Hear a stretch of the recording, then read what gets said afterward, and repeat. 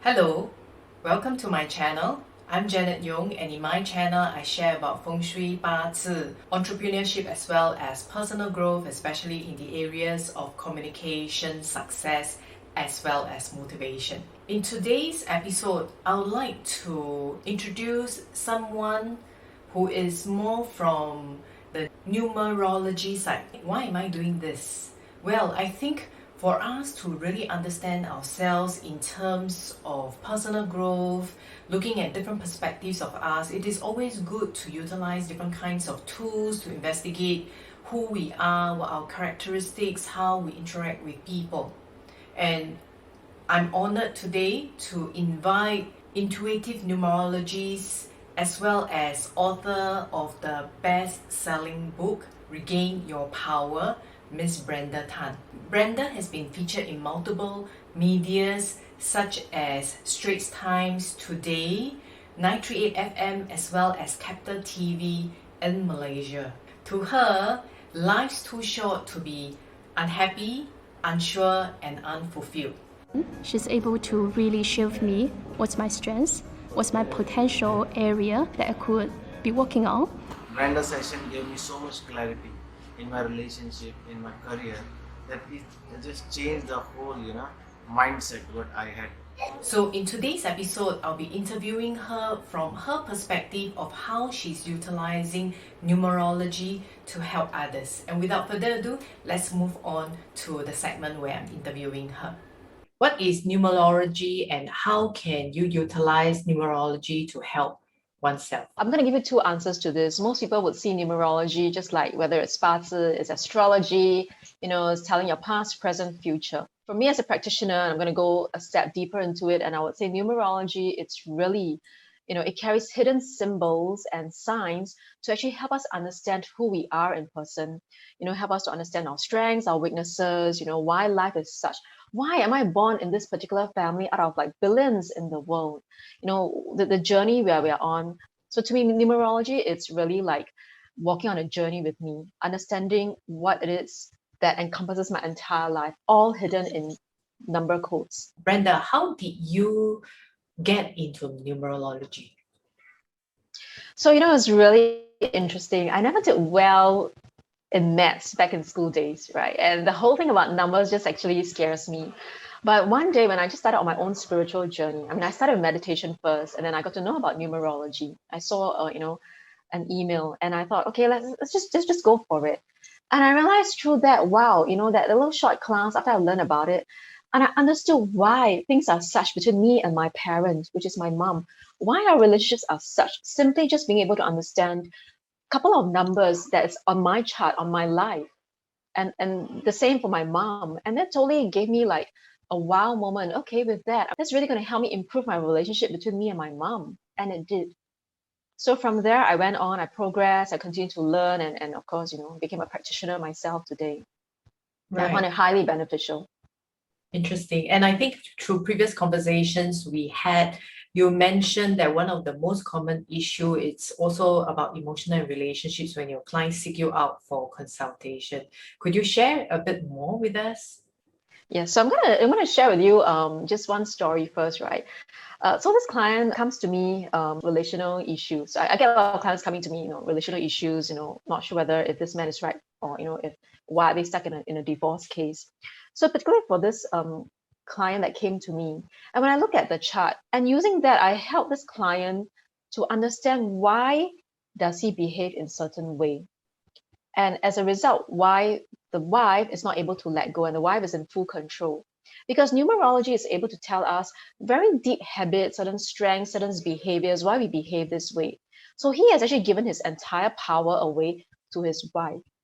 And he's very masculine. And this is him when he understood like, oh, okay, because I have been living this way for so long. And when I use numerology to help him understand that you've been living this way for so long because you have this trait and characteristic on your chart.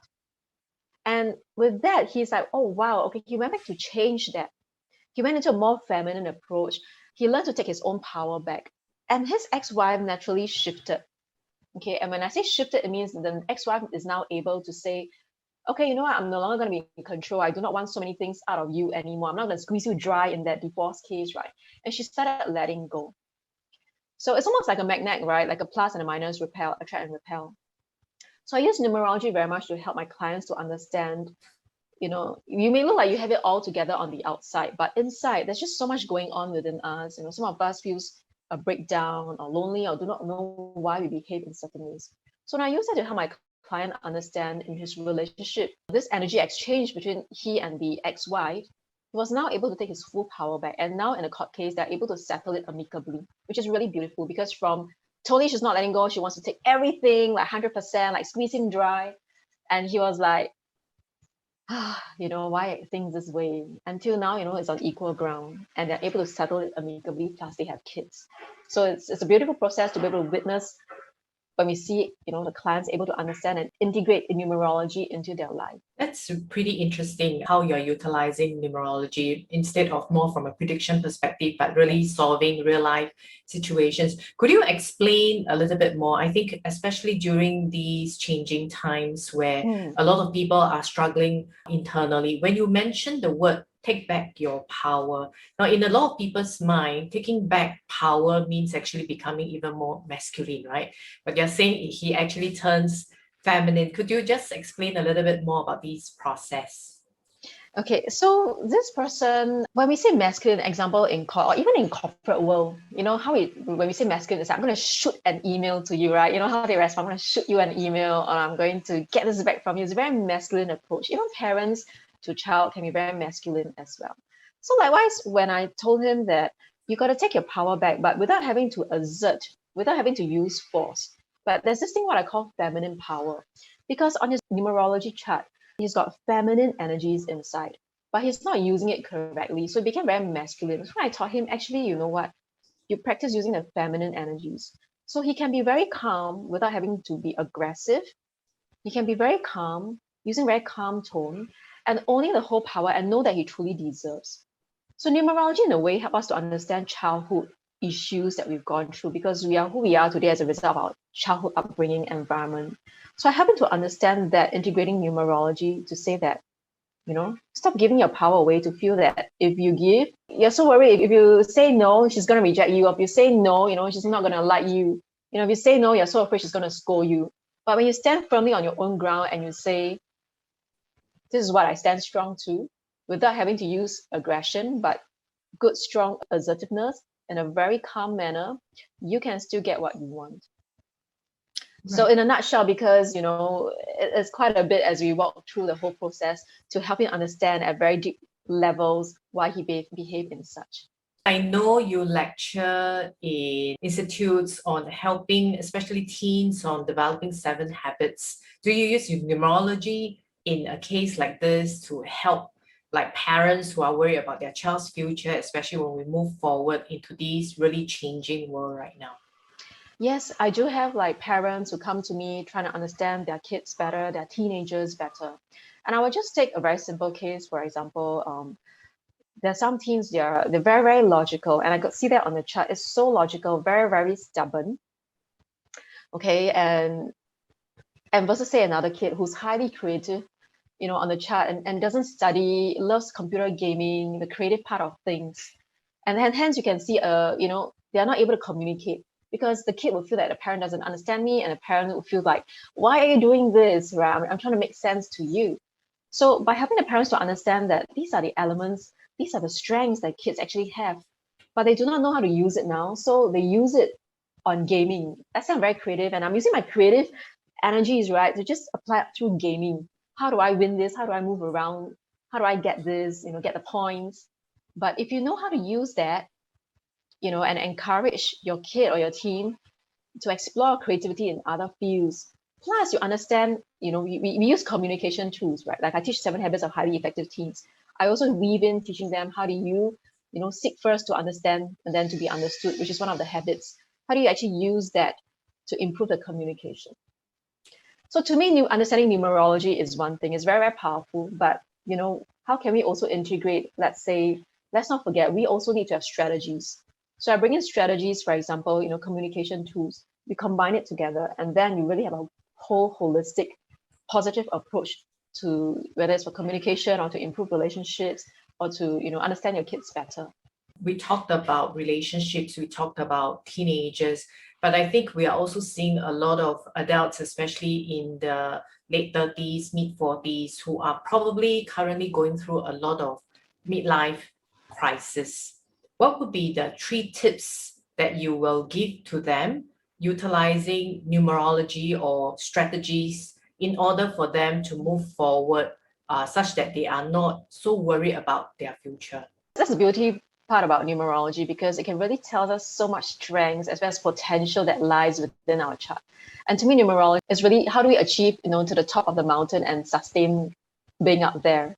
So one of the tips I would give is, number one, of course, as a numerologist, I would say you can consider exploring and understanding your chart more to find out what are some of the key talents, hidden talents that may lie within you and you have not explored that.